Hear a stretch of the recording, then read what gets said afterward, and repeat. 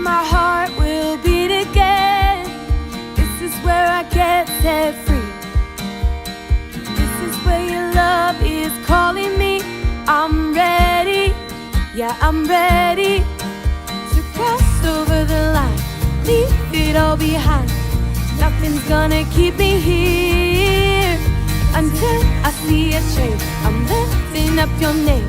There's freedom in the atmosphere. Oh, I feel like dancing, I feel like praising you, 'cause I know this is my breakthrough. I'm gonna see you move. This is my breakthrough. This is my breakthrough. I'm gonna break through.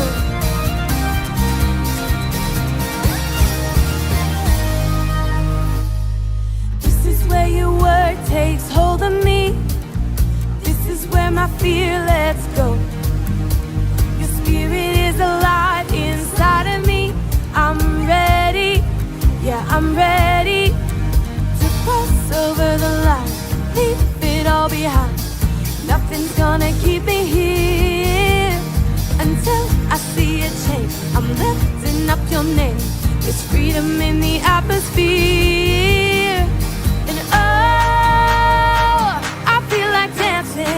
I feel like praising you, 'cause I know this is my breakthrough. I'm gonna see you move. This is my breakthrough. This is my breakthrough. I'm gonna break through.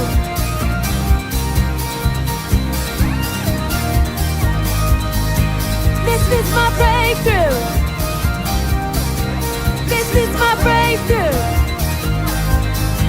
I'm gonna break through.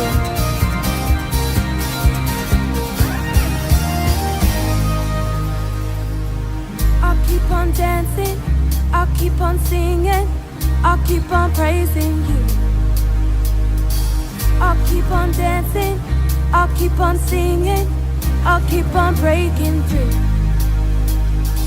I'll keep on dancing, I'll keep on singing, I'll keep on praising you.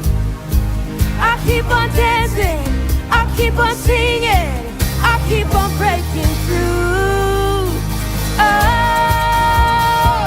I feel like dancing, I feel like praising you, 'cause I know this is my breakthrough. I'm gonna see you move. And I feel like praising you, 'cause I know this is my breakthrough.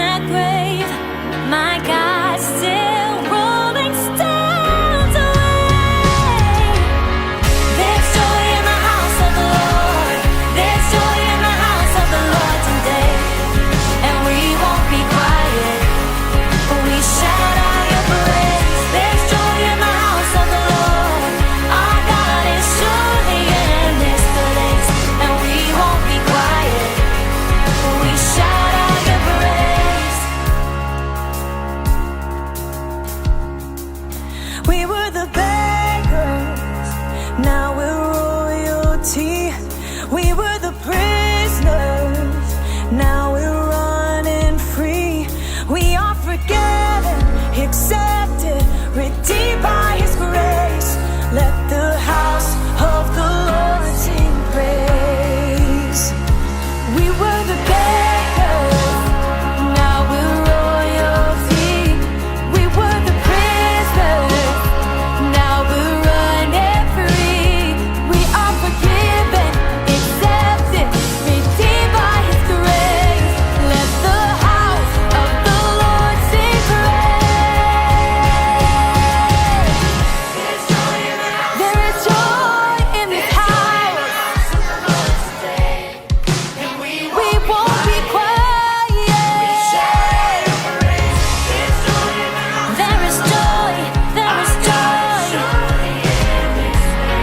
and we won't be quiet. We're gonna shout out your praise. There's joy in the house of the Lord.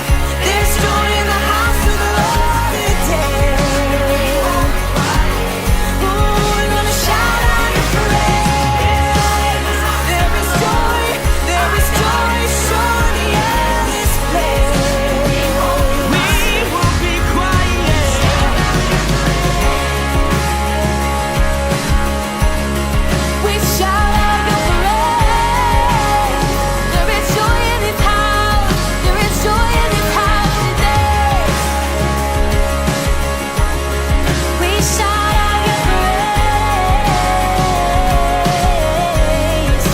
out your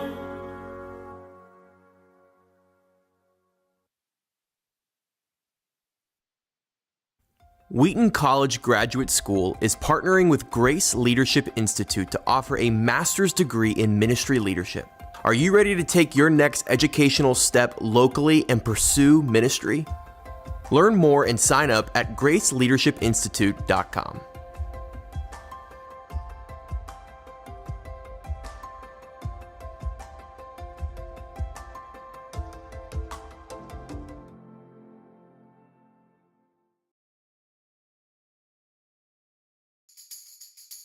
Grace Online is a community-based, interactive experience that includes real and interesting discussion and allows for a more experimental and fun environment. Even though it's an online experience, you can still invite a friend to join you. So join us every Sunday at 12:30 p.m. Eastern Time at online.whoisgrace.com. We can't wait to see you there.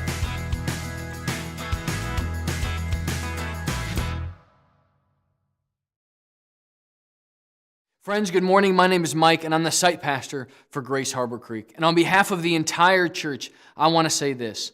We are so glad you're watching today, and we sincerely hope that this time is encouraging and, more importantly, serves to bring you closer to God.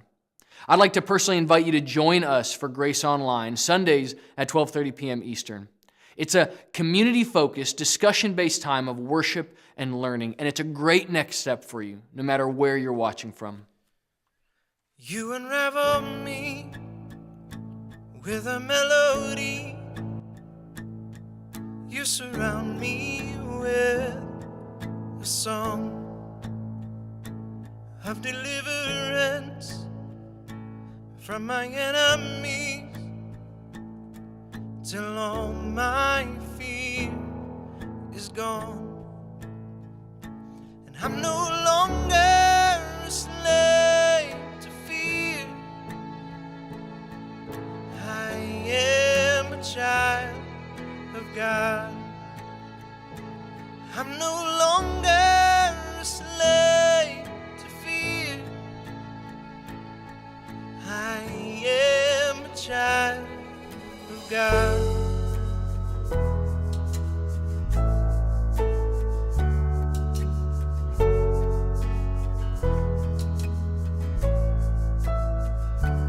From my mother's womb, you have chosen me. Love has called my name. I've been born again to your family. Your blood flows through my veins. I'm no longer a slave to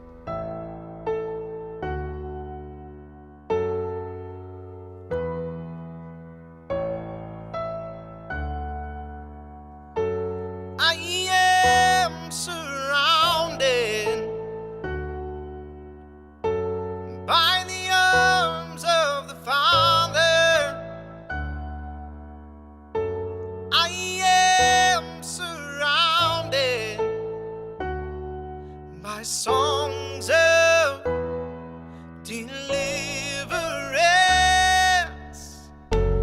We've been liberated from our bondage.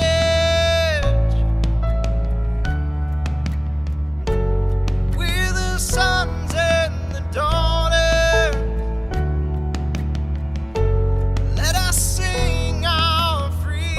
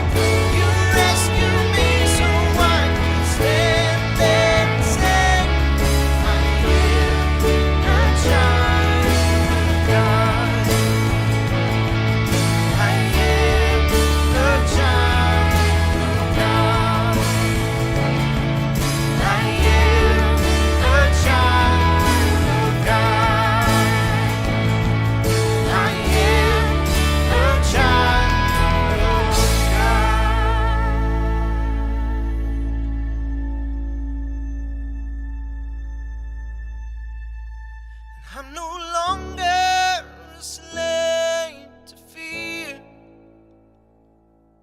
I am a child of God. And I'm no longer a slave to fear. I am a child of God.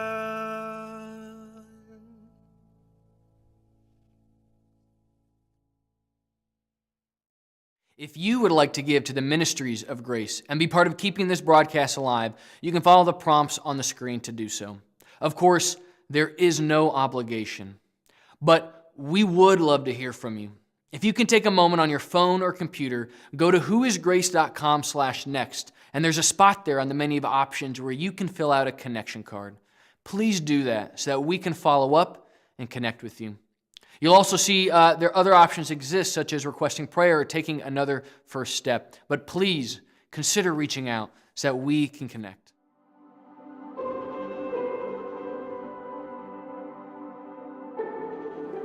I grew up thinking that it was normal to live paycheck to paycheck, for arguments to erupt surrounding finances, for my dad to come home with a new shiny truck or other expensive toy every few months or so without discussing that purchase with my mom. Financial responsibility was never a thing on my radar, even though I now know as an adult that my mom must have been grasping at straws to try and keep us afloat. I wasn't financially responsible at all through my early adulthood. I was making minimal payments on all my credit cards, and there were many. And then I had a serious health emergency and was unemployed for 3 months, which led to me filing for bankruptcy. Josh and I were married in 2010 without ever discussing finances. And again, I thought that was normal. When we got married, we both had our own bank accounts. We had jobs, taking care of our own stuff, just like normal. Josh had bought our house before we met, so I assumed he was taking care of all the things he always did. The house payment, the insurances, the taxes, the electric, the gas. Then I quit my job unexpectedly and I needed help to maintain my end of the bills, and that's when I got pregnant with our oldest son, Jet. Yeah, our finances, they were spiraling. We weren't making ends meet. Yeah. Paying one bill one month, pay another, and paying whichever angry bill collector was calling, pretty much. Then we had another son. Jack's a year later, further adding more expense to our very full plate, and it was exhausting. I felt helpless at home with the two small boys, knowing we couldn't afford childcare even if I could find a decent job. And then I got pregnant the next year with our daughter. And to say I felt defeated is, it's an understatement.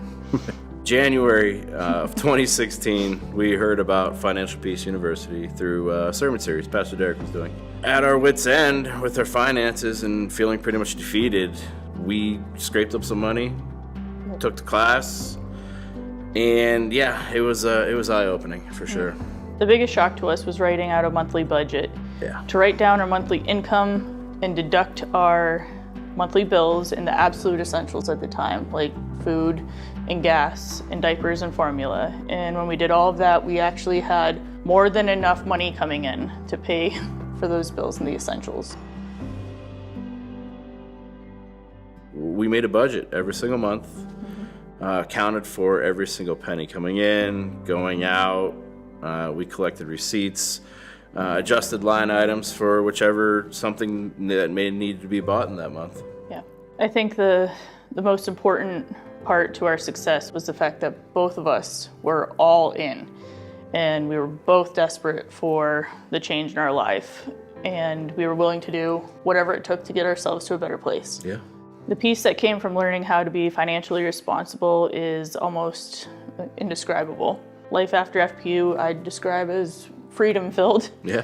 Learning to be responsible with what God has given us in a way that is honoring to God is peaceful and stress-free. Seeing the way it's centered with bringing us closer to the heart of a father, you could tell the difference between that stress and a heart-filled, peace, joyful home that we have. Looking back, our lives have been Matthew 6-centered, I think.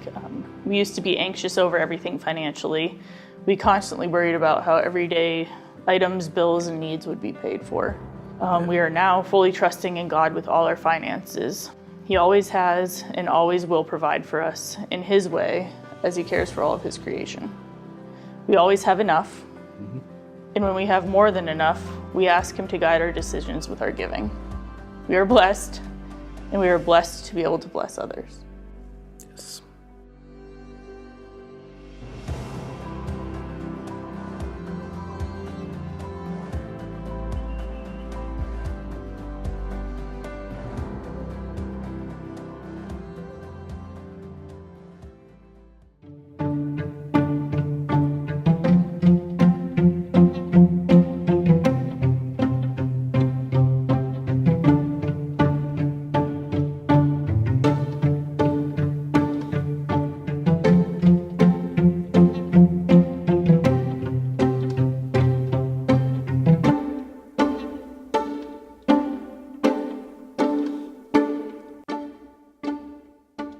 Well, hey everyone, you can turn in your Bible or device to Luke chapter 12, starting in verse 16. That's where we're going to spend most of our time today. And before we talk about giving, we have to first settle this very important issue. I like to call it the ownership issue.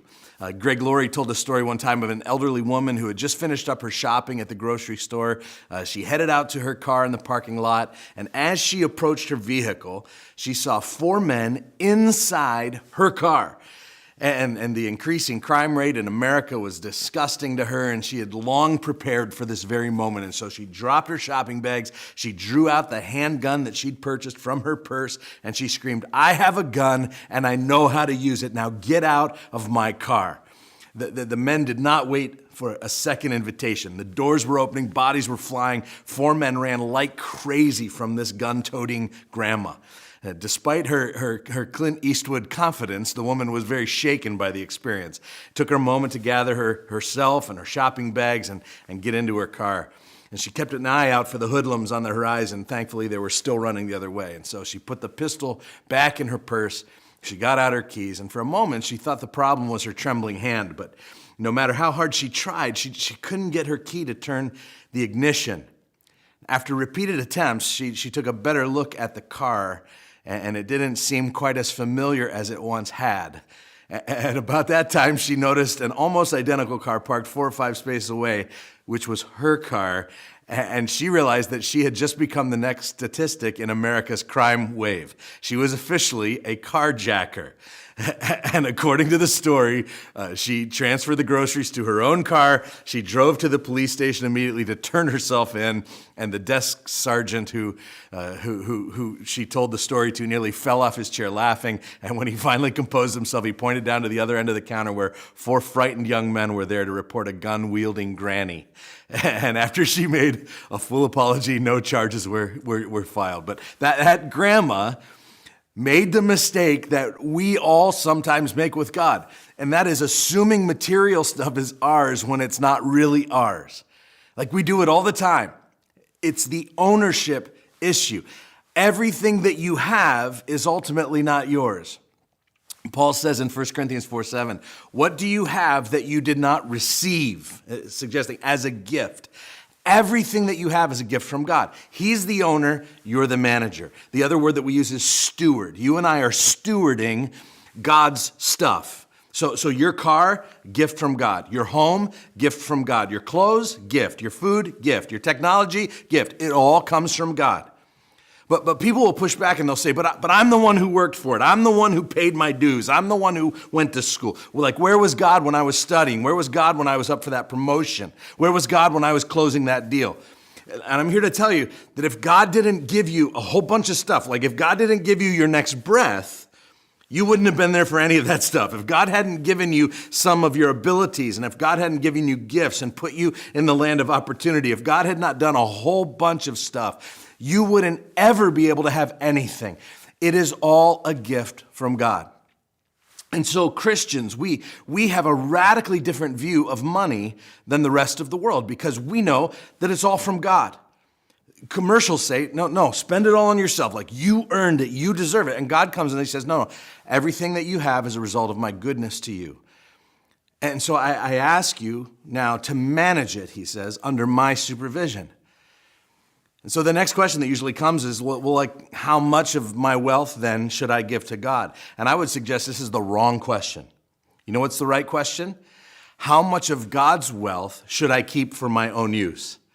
There's a big difference in those two questions, a big difference in those approaches. The first attitude is, why should I give anything to God? But the second one, the Christian one, is, why should God let me keep anything that's his in the first place? It's an issue of ownership. And once you've established the ownership issue, that all that you have belongs to God, then it begins to free you toward generosity. You begin to say, I'm going to leverage these resources toward things that are important to God. And so here's today's big idea. We honor God with our faithful giving. Hopefully you're at Luke 12 by now. Jesus is responding to a heckler in the crowd. A man yells out from the crowd and he says, Jesus, tell my brother to divide the inheritance with me. This is the worst kind of dispute, by the way. 2 siblings arguing about the inheritance. Like some of you have been there, it's ugly. And so this guy gets one shot at Jesus and he chooses to ask him how he can get more money. And Jesus basically says, I'm not interested in that one. But then he does end up answering with this profound statement. He says, but be on your guard against all covetousness, for one's life does not consist in the abundance of his possessions. That's verse 15.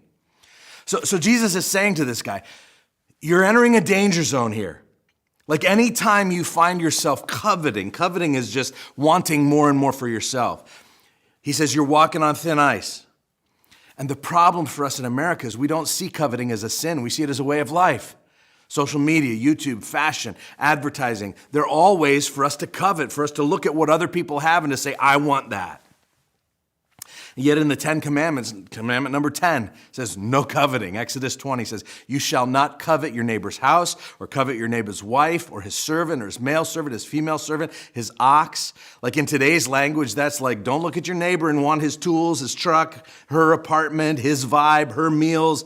Like anything that is your neighbor's where you find yourself saying, I need that thing. Jesus says red flags should come up. Be on your guard against that. It leads you down a dangerous path. And then he says these words, for life does not consist in the abundance of possessions. Now, that's the punchline of this whole passage, by the way. You can circle it, underline it, whatever. But we get the punchline right up front. Jesus is exposing a lie. And the lie claims that life does consist of the abundance of possessions. Like, the lie is that the goal of your life is to accumulate, to live it up, to arrive at the end of your life with the biggest pile. And what's the phrase? I've never seen a hearse pulling a U-Haul, right? It's you can't take it with you. And so Jesus kind of makes this statement, and then he goes on to tell a parable that's going to illustrate this point. And again, the point is not just don't accumulate stuff. The next step to that point is to actually be generous with your stuff. And so as we work through this passage, I want to point out 4 understandings that lead to generosity. So again, look at verse 16. Remember, he's responding to a guy from the crowd asking Jesus to tell his brother to give him the inheritance. Okay, here's verse 16. And he told them a parable, saying, the land of a rich man produced plentifully. And he thought to himself, what shall I do? For I have nowhere to store my crops. And so we're introduced here to the main character of our story, a parable. It's a businessman, and his company was on a hot streak. Like he'd be right at home in our society, probably a workaholic. He's doing whatever it takes to succeed, and it took everything. And he was on a roll. And in verse 17, we learn our first understanding that leads to generosity, that this man hits a major crossroads, and here's what he has to learn. When you have extra, maybe it's not for you. Like his crops were plentiful. He ran out of storage, and so he hits this moment of decision. When there's extra, you see, you have a decision. And now some of you are like, whew, like I don't have to listen to this part because I don't have any extra. Let me press you on that for a minute. Because I would suggest in America in 2023, if you're within the sound of my voice, we all have extra. Like when we hear a story like this in the Bible that's called the parable of the rich fool, we invariably think, whew, yeah, rich people, we don't like rich people. Here's the problem. We are the rich people. All of us. Like the guy in this story was achieving a financial status that the vast majority of us have already achieved. We enjoy it every day. See, our culture keeps us so focused on the things that we don't have, the cars that we don't drive, the houses that we don't live in, that we've been tricked into thinking that we're always lacking. That the person in the category or two above us financially, that they're the rich ones, but not me. The truth is that compared to 95% of the world, you and I, all of us, we have lots of extra. I'll just give you a few examples. Ever eat out? Like, if you eat out, it means you have extra money. Let me just rephrase. Do you ever eat out for historical accuracy? Do you ever pay a whole staff of people to prepare your food and then serve you food? Because if you look through history, what I just described is the treatment of kings. Do you ever spend money to entertain yourself, like shows, movies, trips, subscription services? Do you drive your own vehicle? You realize only 3 to 5% of people in the world own a car. Or do you have a comfortable place to live? Like, is that place dry? Is the air perfectly temperate for your comfort, warm in the winter, cool in the summer? Do you have running water in your home? Like maybe even both hot and cold water options. What about labor-saving devices with fingertip controls? Maybe a washer, a dryer, refrigerator, microwave. Maybe in addition to having a house for yourself, do you also have a little house for your car? We call it a garage. Our English friends would call it a garage. It's a house for your car. And I would venture to guess that that little house for your car is bigger than most houses around the world for families. Like I've been in the homes of our friends in the DR and in Haiti and in Thailand and Mexico. And if you can stand in a 10 by 10 structure that acts as a bedroom, living room, kitchen, dining room for a family of 5, like you're confronted with a question, why have I been entrusted with so much? Guys, this isn't a guilt trip at all, okay? It's just a reminder that we've all been blessed with extra. Let's talk clothes for a minute.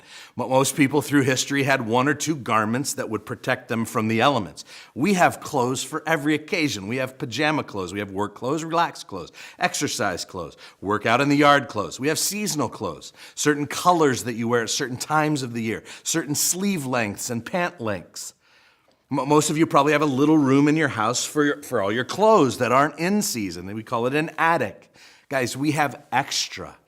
And don't get me started on garage sales and sheds and storage units. Like, we have so much extra that we don't even know what to do with it. And so we rent other people's buildings to store all of our extra stuff. Again, this isn't meant to judge. This is not to guilt anyone. I'm just attempting to remind us that even the poorest person in the room today, compared to 95% of people in the world, we have extra. And when you have extra, you have a decision, because maybe all the extra is not for you. And you and I have to ask, what should we do with it? The man in our story faces this same moment, this decision. And in verse 18, we see that he decides what to do. He spends it on himself. Look at verse 18.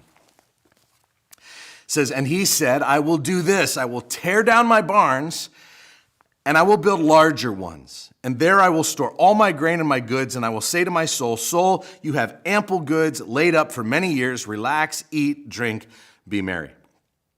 But God said to him, fool, this night your soul is required of you, and the things you have prepared, whose will they be?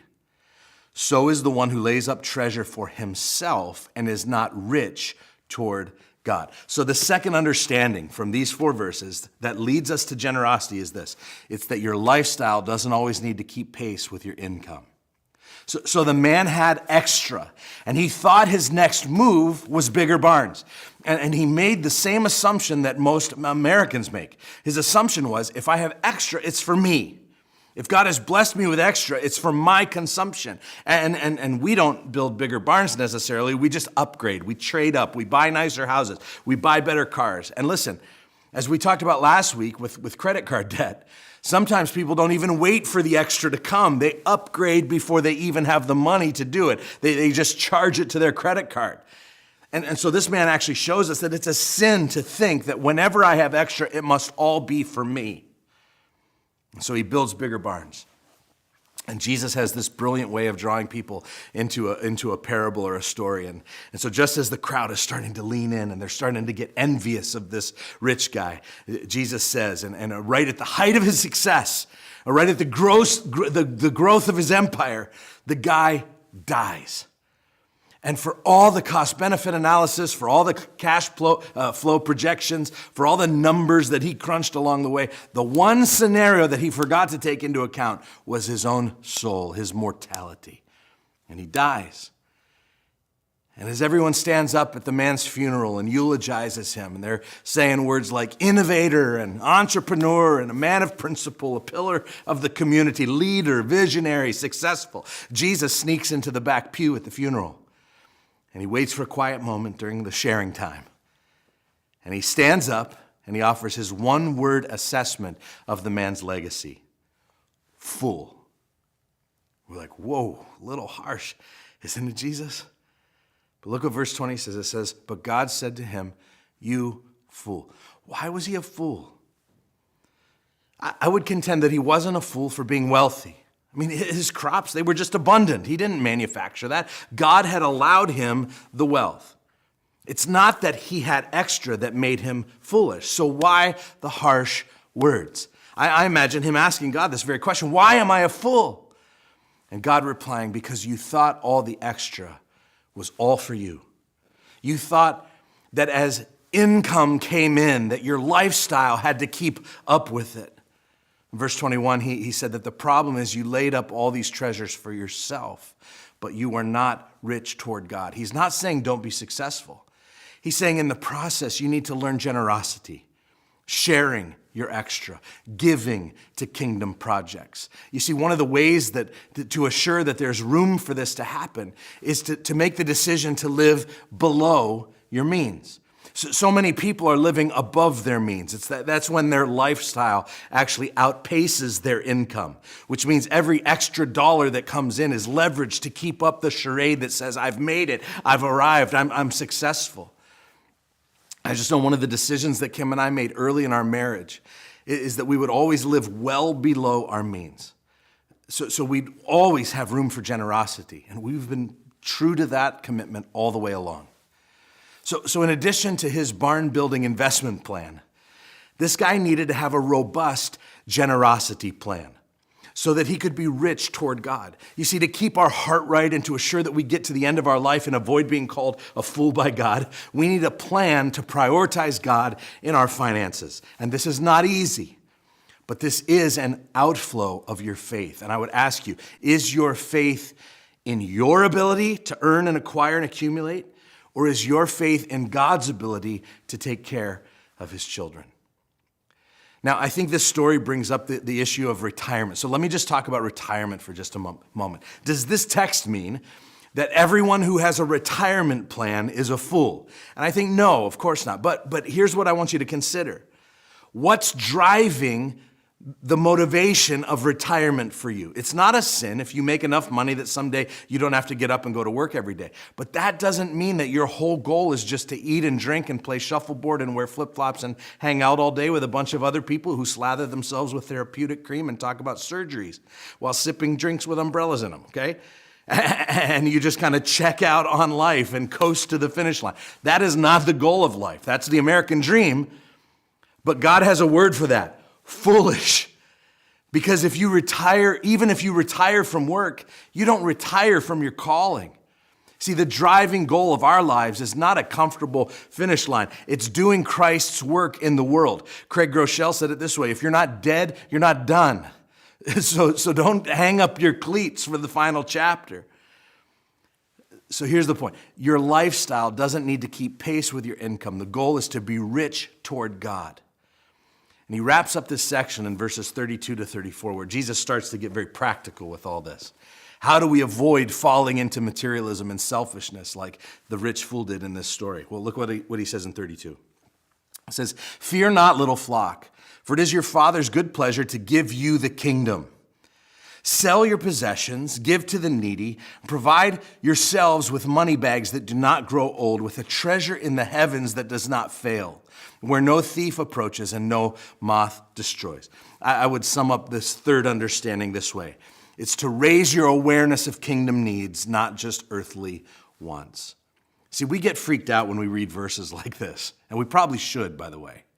I do not want to soften the blow of this text in any way. I don't want to try to explain it away. We should all take texts like this way more seriously than we do and make some adjustments immediately, each in our own way, to divest in some possessions and be more generous with others, especially the poor. But notice what the reason is that this text says that we can be so liberal in our generosity. It's because right at the beginning, it is the Father's good pleasure to give you the kingdom. So like if you had a dad who has really deep pockets, like Daddy Warbucks, right? He's the one providing for you. He's the one bankrolling you. Remember, we're just the managers. He's the owner. And so when you have a dad like that, it allows you to be really generous with dad's money. But I want us to dig down to an important principle that I think comes in light of this verse. I think one of the remedies for materialism is a proper awareness of the needs around you. Like we can get all caught up in our own little bubbles of our own wants and so-called needs. And if we're not careful, our eyes will get so fixed on that next item or that next outfit or that next gadget that we can lose all focus on the needs around us. Like when you're scrolling Amazon, when you're scrolling Facebook Marketplace or Etsy or whatever your shopping site of choice is, your awareness is on your own desires. And I'll just confess, like I'm as materialistic as the next person. Can I just confess that? Like I like stuff, especially electronics, and I like books, and I like vinyl records. And I can work very hard in my mind to justify why I need, not just want, why I need those things. And I've discovered that what drives my lust for stuff happens to be awareness. Do you know, I've never wanted one single thing that I didn't know was out there. It's true. But there have been many things That as soon as I found out they were out there, suddenly I wanted them. And my brain then starts working overtime to convince myself, and usually my wife, that I don't just want it, I need it. But here's the other side of that coin. As I become more systematically aware of the needs in the world around me, of the needs in our community, of the needs in our church, it has helped me to rein in my quest for more gadgets and more stuff and to funnel some of that energy toward kingdom needs. That's the power of awareness.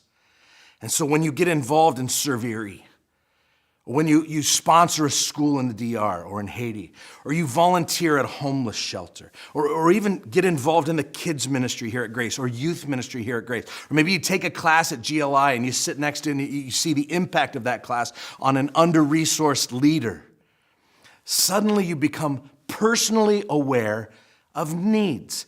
You're exposing yourself to real situations. You see them with your own eyes. And something powerful happens when Christians come face to face with needs.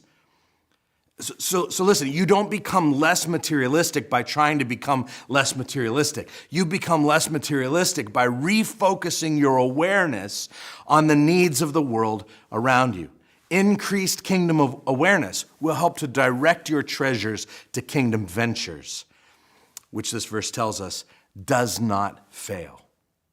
So we said some understandings that lead to generosity are when you have extra, maybe it's not for you, that your lifestyle doesn't always need to keep pace with your income, and that you raise your awareness of kingdom needs, not just earthly wants. Finally, Jesus concludes this section with these famous words, starting in verse 34.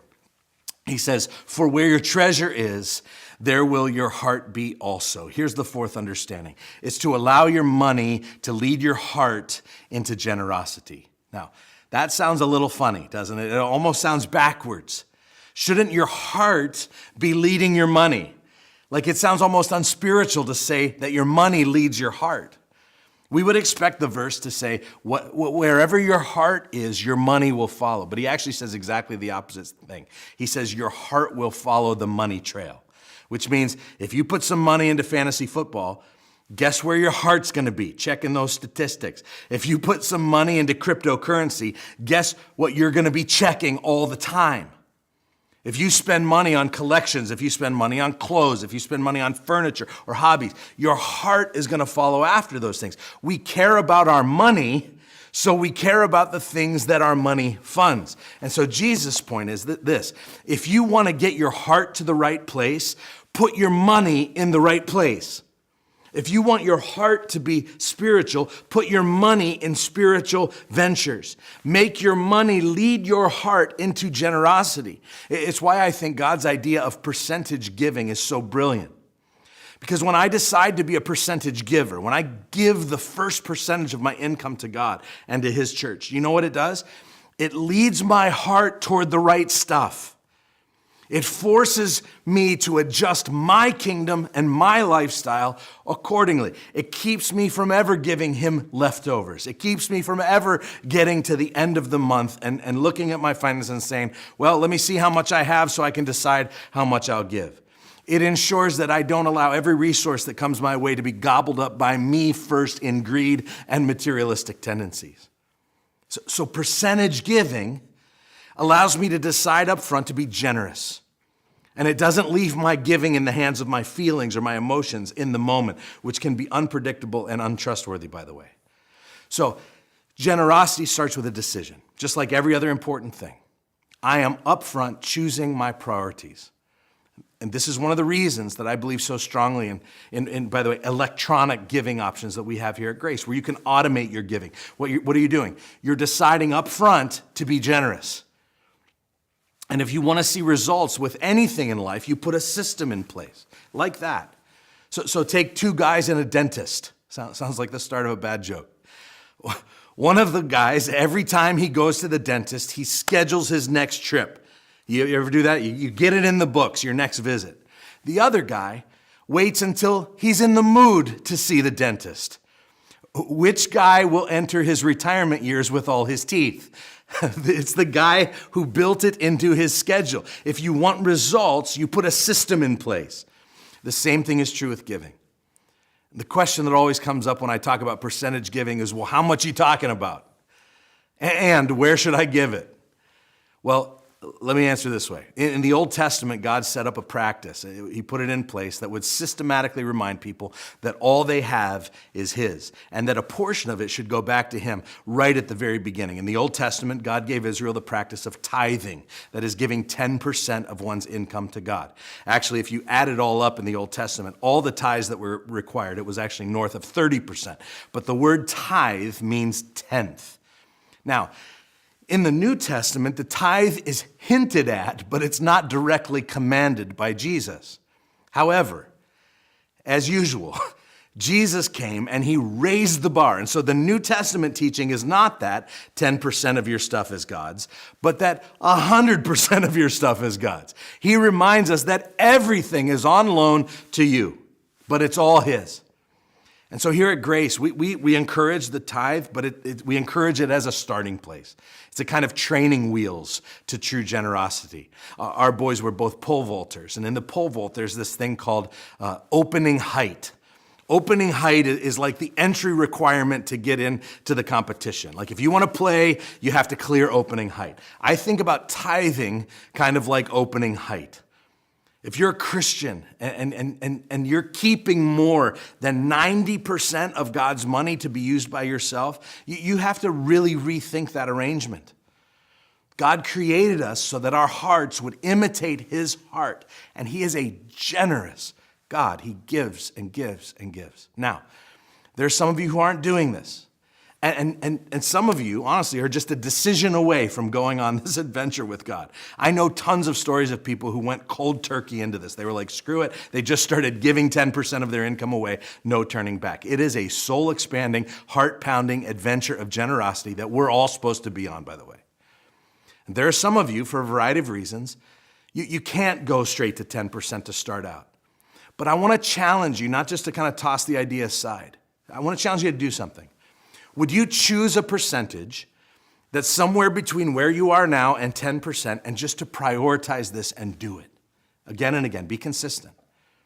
And listen, if you're in a rut or a crisis or you have some serious debt, we have this great course starting soon at all locations. It's called Financial Peace University. You can find information at whoisgrace.com/next, but do something to get in the generosity game. And frankly, there are some of you who don't even feel 10%. It's not even a challenge for you. You should start asking the question, is my giving at my current percentage helping to lead my heart to generosity? And if it's not, it's time to ratchet it up. Let your money take your heart for a little joyride. And then there's the question of where should you give? And there are many wonderful organizations and causes to give to. Kim and I partner financially with lots of them. But call me old school, I just can't get away from this idea in the Bible that Christians should focus the majority of their giving to their primary community of faith, their church.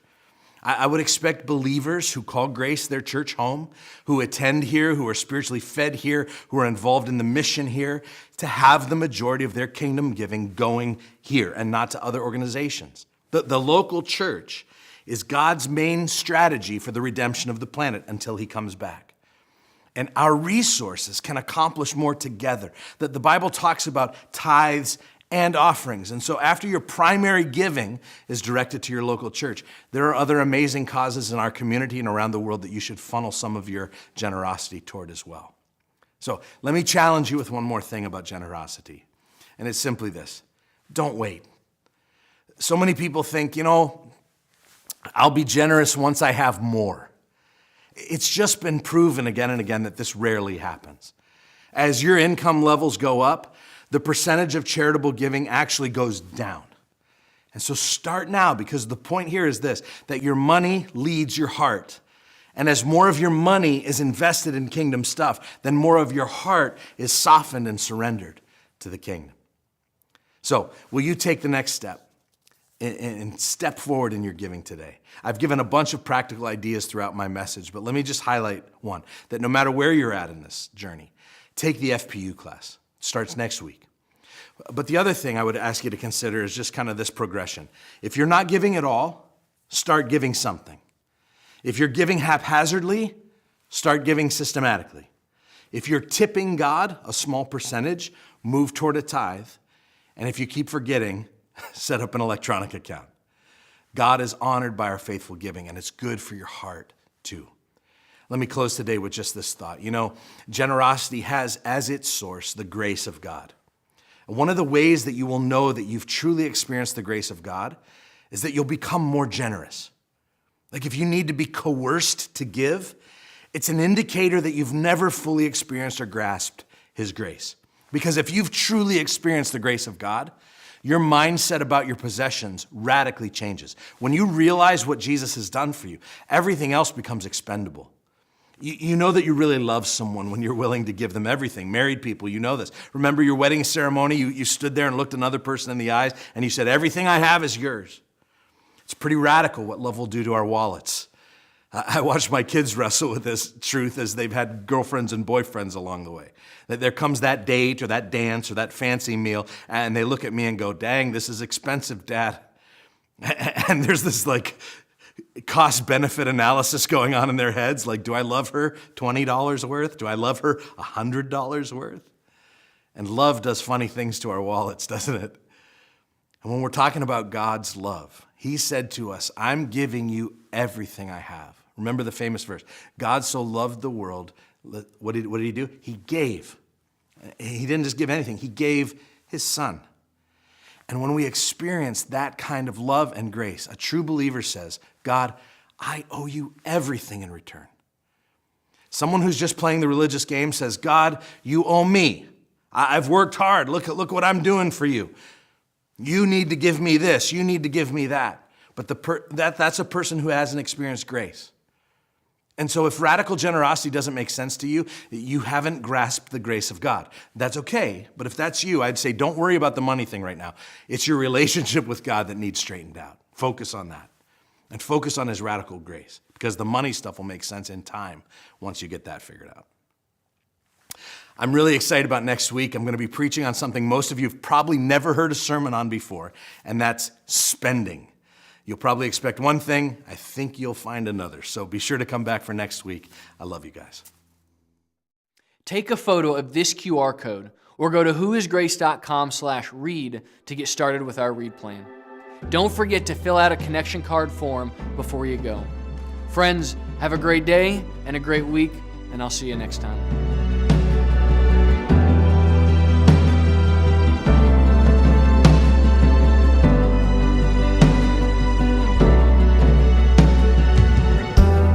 You carried the cross upon your back, bleeding until your final breath. Tears of blood, a crown of thorns. You gave it all, our sins you bore. Oh, oh, there is no greater love.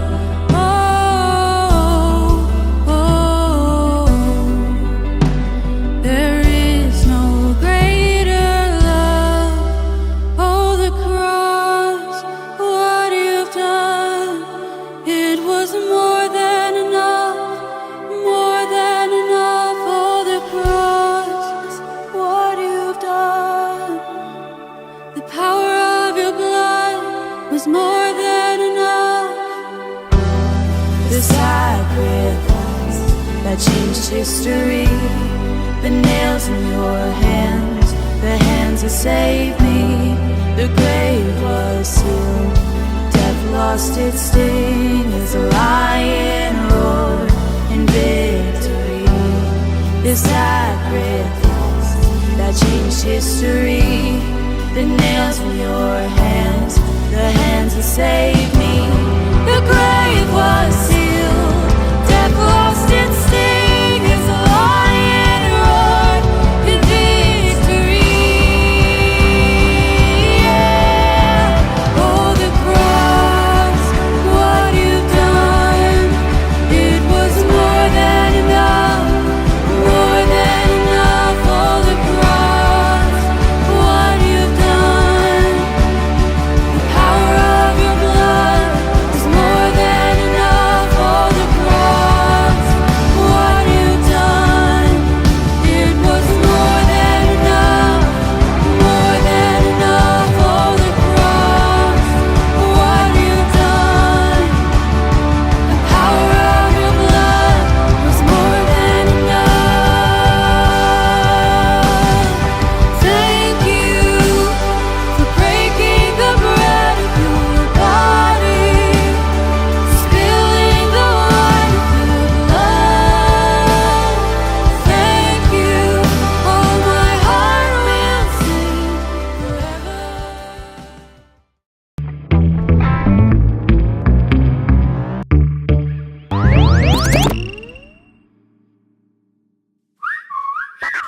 find your chair. You've probably heard us say that a few, maybe 1,000 times, and we say it a lot because we truly believe it's a key component of our spiritual formation. Find your chair. It simply means finding that place where you can connect with God through prayer and reading the Bible every single day.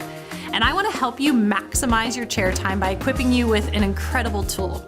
The YouVersion Bible app can help you establish a regular chair time.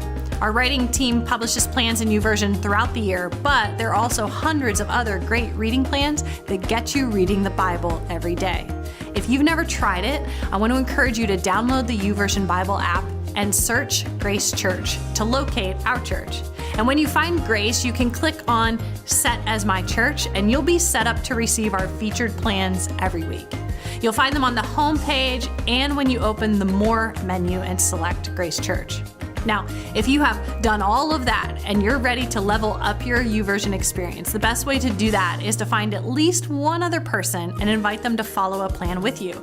And to do that, just select Start Plan and choose With Friends. And so once you select your start date, you can invite your friends by selecting them from your list or by sending them a link via text, email, or direct message. And why bother reading with a friend? Well, it's first of all going to help you stay accountable. You and your friends can see one another's progress throughout the plan, but more than that, you can talk it over directly in the app. So no matter when in the day you find your chair, you're able to leave your thoughts and comments for your friend. Personally, I have found this very meaningful during my chair time. Now, I just shared a lot of how-to info very quickly, but don't worry. If you visit whoisgrace.com/read, you'll find this video as well as a helpful PDF guide for using YouVersion with your friends. I truly believe there's no better way to start your day or end your day or just anchor your day at any time than by opening God's Word.